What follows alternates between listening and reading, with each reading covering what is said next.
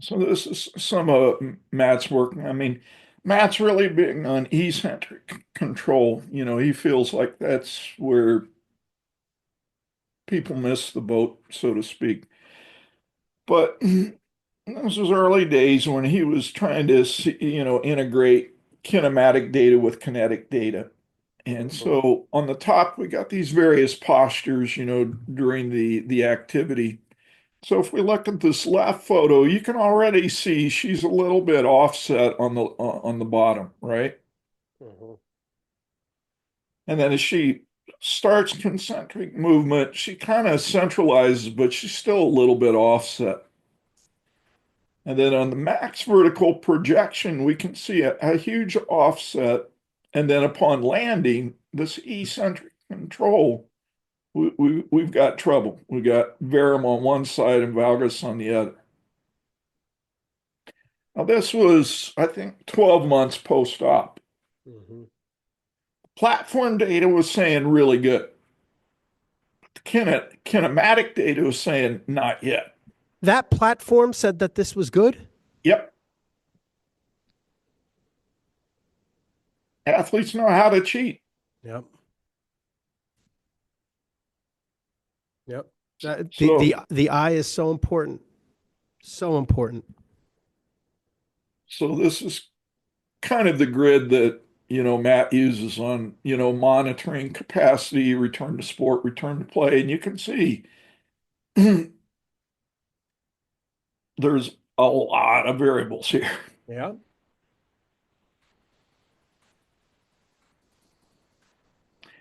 And this eccentric rate of force development is the big one. That's the red flag that snags a lot of people.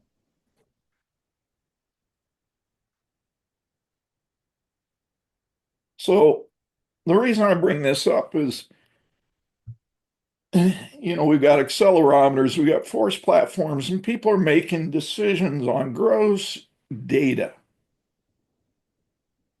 And they don't really understand the layers and the nuances of these data.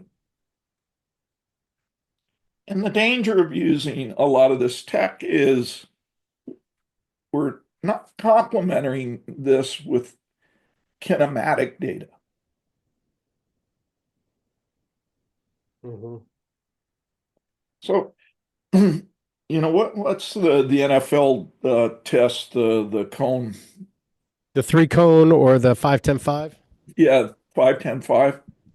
I've got guys that can tear that test up, but when you measure joint angles, going right versus going left, disaster. Yeah.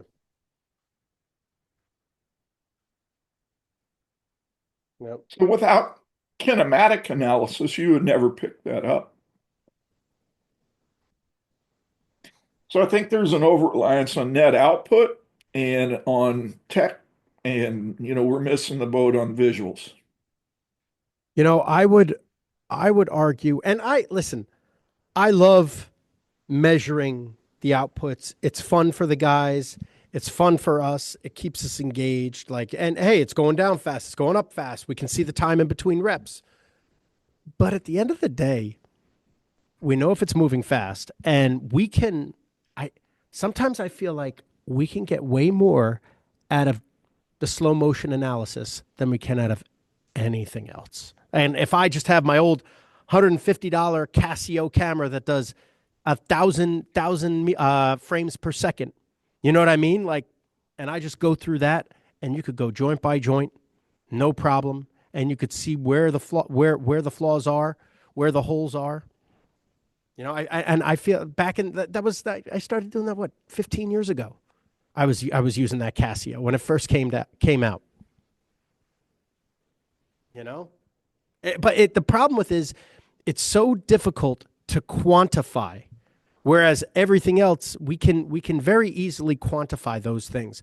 Like it's the quantification of those visual metrics is so time consuming. Yeah, I'm trying to find a video here. And doing it in a team setting in the NFL, if you're at OTAs when you have 90 guys in there, I mean, shit, that ain't happening. That Yeah. ain't happening.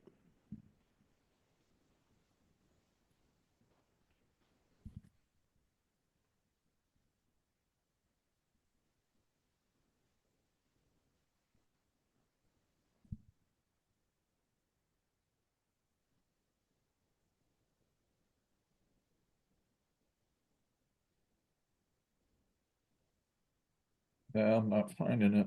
Hmm. What were you looking for? Uh, it's a drop jump. Yeah, here we go. You got time to do this? Hell yeah. For you? I'll stay here all day. All right, hold on. For some reason, it's not sharing. This is an interesting case study. I think sometimes we make assumptions and we don't really have all the information.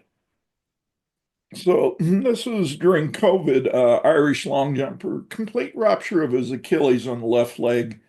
Uh, and then as it rolled up, it ruptured again on the roll up. So he had two surgeries, one to knit it together and then two to reattach it. So this is 10 months post-op. And our progression is we do single leg, double leg, lateral, forward, rebound from 10 centimeters. And we spend time there until he ticks all those boxes. Then we go to 20, then we go to 30. So this was a Zoom practice. I don't like soft boxes, but that's all he had. And you can see the mask and the girl in the back. So we're definitely in COVID. So the first thing that stood out was a lot of supination as he loads, right? Mhm. So not a very stable ankle. Then as he lands, comes in as expected, but then huge medial collapse. So you see it? Mm-hmm. And you don't want to repair Achilles doing that, right? Yeah. Then on the rebound, he compensates and externally rotates the foot, and Yep. all of a sudden the ankle's stable.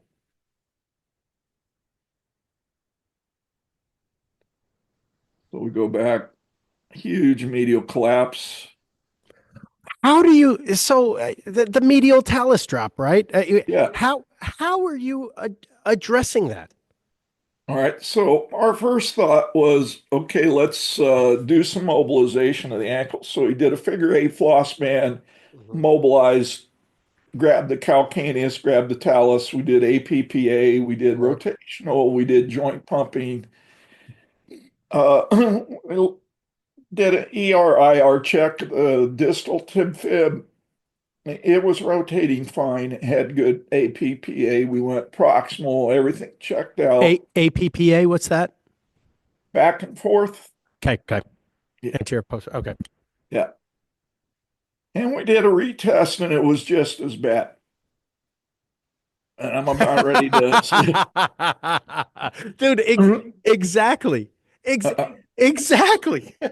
So I was like, walk me through your workout. He goes, okay, I did warm up A and then I did 12 jumps from 10 steps. I said, anything happen in those long jumps? Yeah, about the fifth or sixth jump, I really blocked the takeoff and I jammed my hip like crazy on that.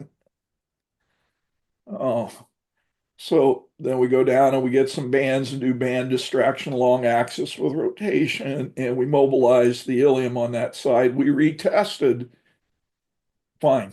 Mm, So this is what I mean about myopics. If you're looking as the foot yep. being the driver for this injury, great, that's a good first stop. We tried it, it didn't work. So Mhm. you got to go upstream. And this is what I mean about hardware issues. People are not analyzing the joint contributions to dysfunction. So Yep. you can have downstream issues or upstream issues. The human body's tensegrity, and you get a couple joints out of whack, and it's a cascade of dysfunction. Yeah. Yeah. You're absolutely right. It's and I went down that medial talus joint pumping. Oh, must be the cuboid. Get the cuboid. Foot seems fucking fine. It's still not interacting with the ground properly. Don't know, and then you go up the chain elsewhere. Yeah. Yeah. And again, you're looking at it through the lens or each individual instrument instead of what's the band sound like? It's a symphony. Hmm. So this is a pretty cool.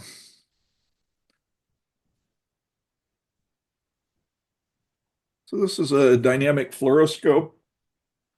And I use this to talk to therapists and athletes where we're having issues of the lower limb or the foot.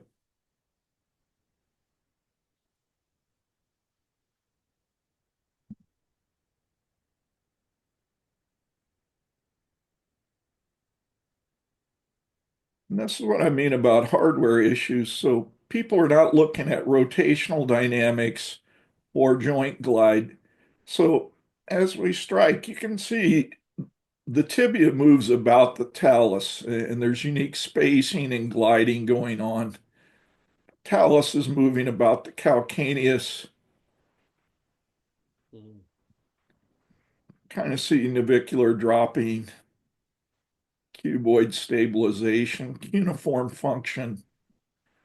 So these joints have to glide and move and rotate, and fluid has to move within these spaces in a timely, organized manner. And so, like our long jumper was showing, medial talus disturbance, but it was being driven from the hip. So it's a symphony of movements of all these joints. Yeah. And this is what I mean about people not doing hardware assessments. They're, well, must be this muscle group. Like, when I hear people say the glutes are shut off, I just walk away.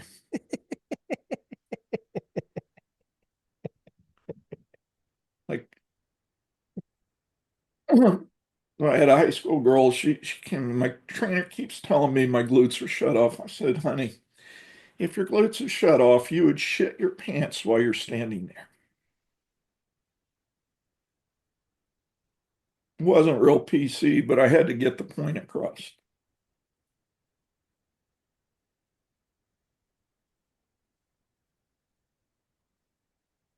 So I think there's probably a lack of appreciation for inhibition. So maybe a muscle group's not firing maximally or on time or in the right order or whatnot. That's an inhibition. Our job is to figure what is driving this inhibition.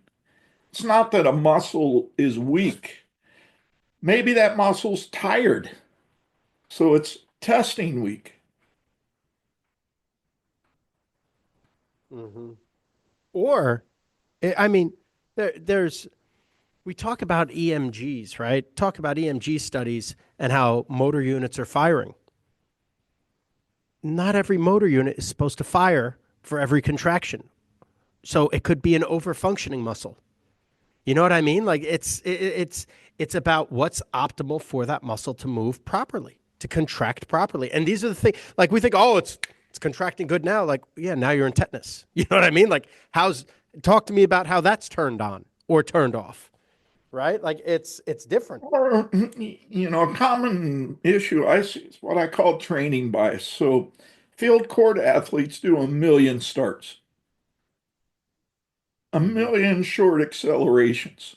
So, there's a training bias on the anterior aspects of the body.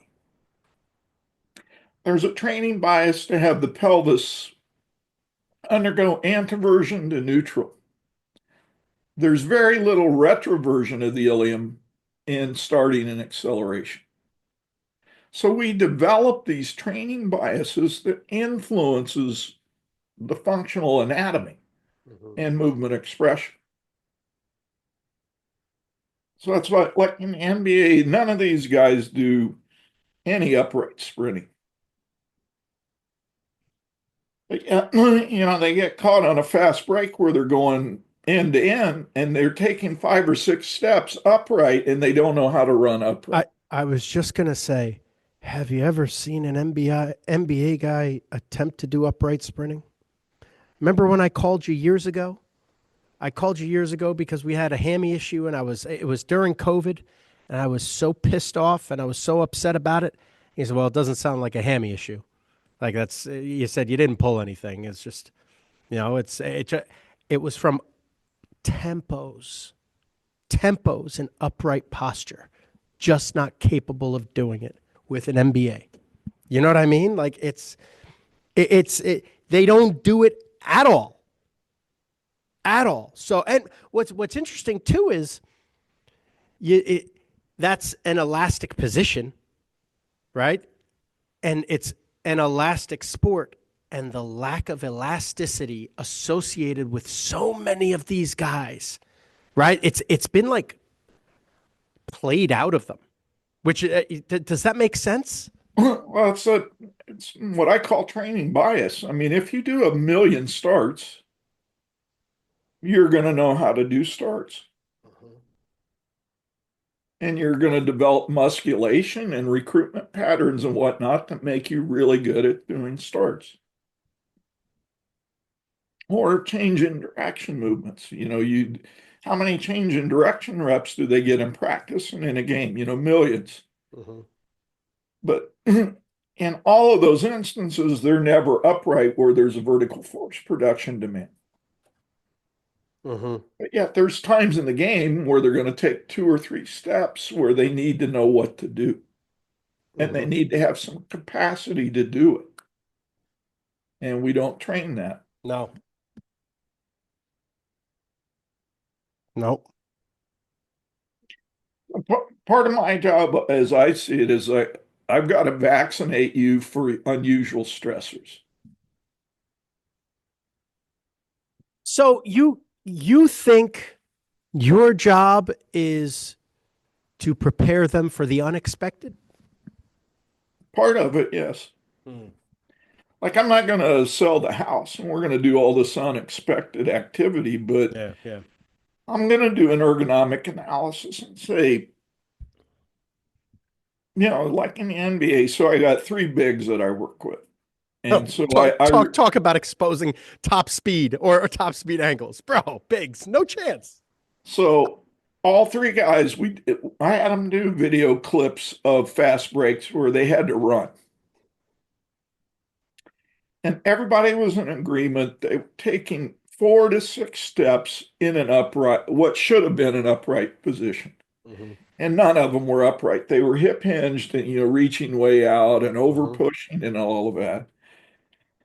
And so all 3 guys are smart and they're like, wow, yeah, like huge braking forces, Mm-hmm. not maximizing expression and yada, yada, yada. So, it wasn't a hard sell. It's like, guys, 4 or 5 times in the game, you're going to be in this environment. So I think it's worth the effort to microdose Mm-hmm. activities to teach you body control, positional awareness, and so on. Mm-hmm. That makes sense. You work from them from a distance, or are you hands on? The San Antonio guy, I'm a little bit more hands-on because it's close to Austin. The other 2 guys are in Orlando, but their lead ATC is a close colleague and a mentee, so it's pretty tight loop. Nice. And you get so how are these guys responding to their upright running? I think by and large, off season and early season, pretty compliant. And then as the grind goes on, probably less. Yeah.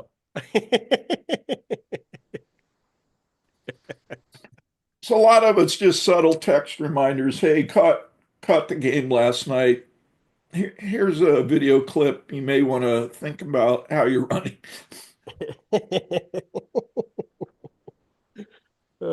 Thumbs up back. Like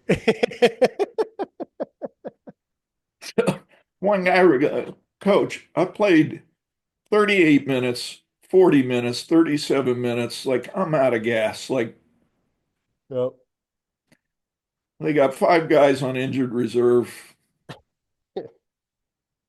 Yeah, yeah. It's that. Yeah, sure. There's that aspect of it too, where it's like, well, shit. Like, and this is what what. How much do we have to worry about? What you know? Well, my comment to him after that was like, "Do you want to be on injured reserve? Is that your answer? So let's run stupid and tear a hamstring, and now you're out 6 weeks."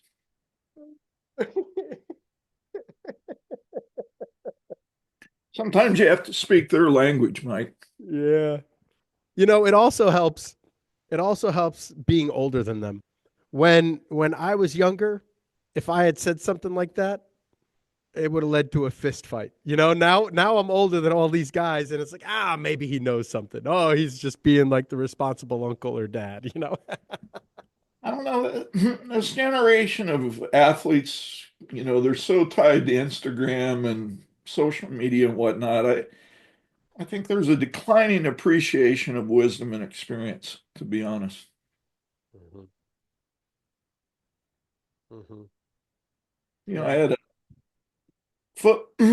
AFL footballer from Australia. I was working on a project, a return to play project, and he goes, "Coach, the game's really changed." And I'm like, "Yeah, but running hasn't."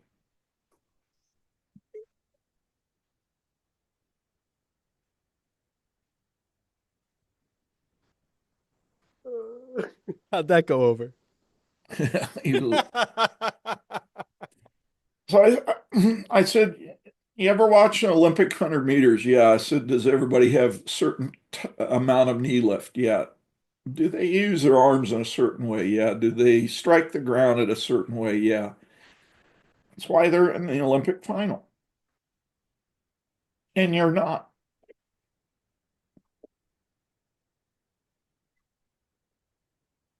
The little. So when you're 71, you can be the crusty old guy, right? Oh, I love it. I love it. That's the best.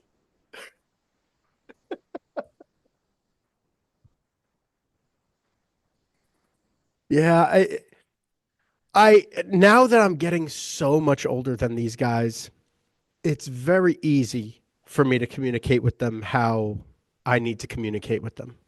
When I was younger in their age, coach, I mean, these football guys would fucking fight me.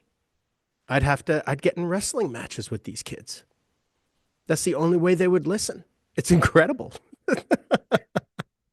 Kind of look, my journey as a coach is kind of from a family paradigm. Like when I was a young coach, I was the big brother. And then I got a little bit older and I was like the crazy uncle. And then I got a little bit older and I was like the old man, the dad. And now I'm kind of in my grandpa, great grandpa stage. So I coach about five kids in my neighborhood. I see them once a week and we do the ABCs of running and whatnot. And I had this girl and she couldn't figure out some stuff we were trying to do. And she's like, "Coach," she goes, "I'm special." And I'm going, "Yeah, I know how special you are. But Sir Isaac Newton doesn't really care that you're special." How old is this kid? 16.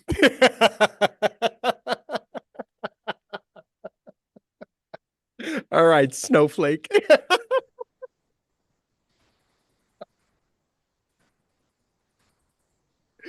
Oh man. So last thing, I've had Jan for almost 90 minutes now. I want to respect your time. Last thing.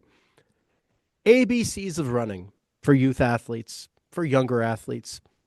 You get them. What are you doing? I'd love to hear it. Well, first thing is to set the table with, what needs to be on the table. And so when we talk about running is juggling balls. And so there's five balls that I introduce that we monitor, we assess, and we talk about, and we feedback, and we try to influence. So, and people that are good starters and accelerators, what we see is each stride gets longer as they're running. Each stride gets quicker.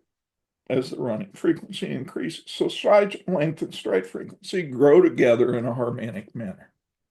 Mhm. Time on the ground lessens each step because you're going faster and faster, so you got less time to apply force. Time in the air increases each step because you need more air time in order to reposition the limbs to apply force. And then because of that diminishing force time curve, the total body lean changes each step. Mhm. So in general, if I can get an athlete aware of those five parameters and manipulate those parameters in a timely manner, we're 90% home.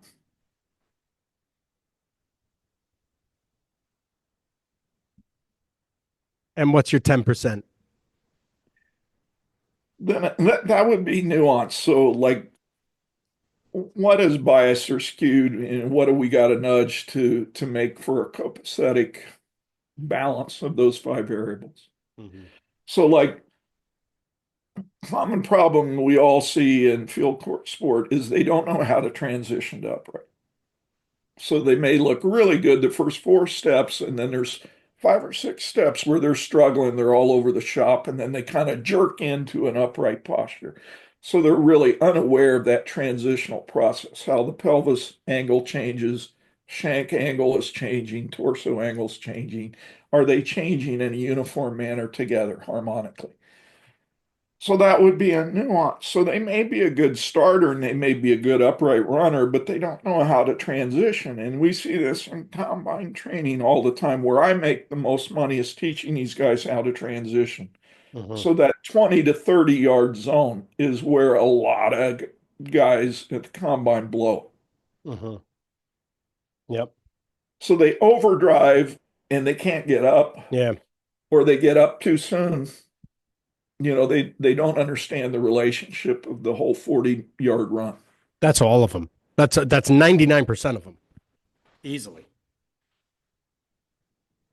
And you got some big guys like, I learned this early days working combine work, like, deal with what you got. So, I got a big O lineman or defensive lineman. They're not going to get upright. So, how can we get them kind of close, but Mhm. we're not going to get them upright? Yeah. So, how do we spread out those zones where they're burning energy wisely over 40 yards Mhm. And not blowing a gasket. or getting injured? Yep. Coach, I appreciate you so much.